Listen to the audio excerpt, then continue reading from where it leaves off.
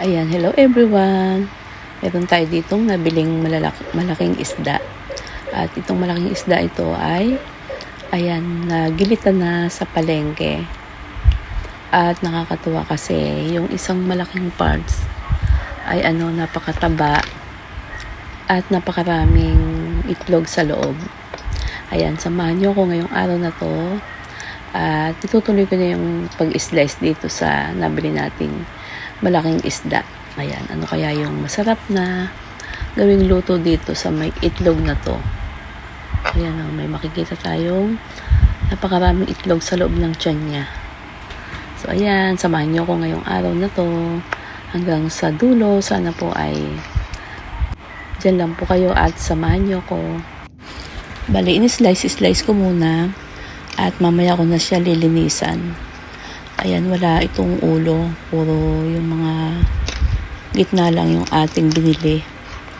Ayan, ating titikman kung masarap nga itong isda na to. Siguro itong may mga itlog ay isisigang ko.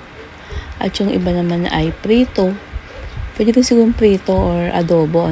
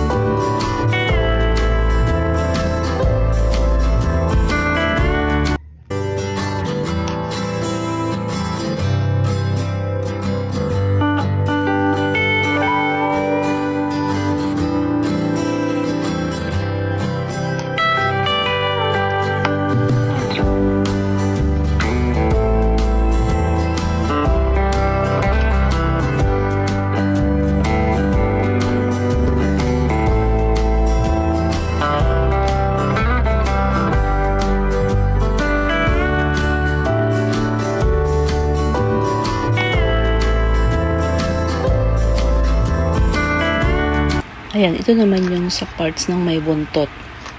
Siguro pwede ko na itong iprito. Then, yung pwede rin adobo, pwede rin yung lalagyan ng gata. Ano sa palagay nyo? Anong masarap na luto dito? So, ito nga pala ay tuna mackerel. Itong isda na malaki na to. At ayan, press naman namin siya na nabili. Oo.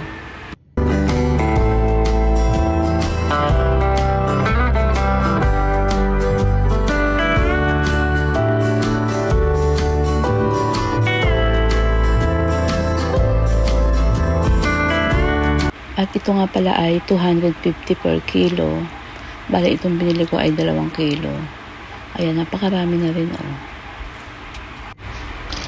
At ayan, nilinisan ko na yung ating isda. Ayan yung napakataba, Ang lalaki ng itlog niya. Siguro ang sarap nito, Ayan, dahan-dahan lang ginawa kong paglinis para hindi sumabog yung itlog niya. Ayan na, malinis na yung ating isda. Ayan yung mga itlog niya, napakarami, napakatataba. Tsaka ang sarap-sarap nito. Tapos haluan natin ng maraming gulay at maasim na sabaw. Ayan, thank you for watching po. Bye!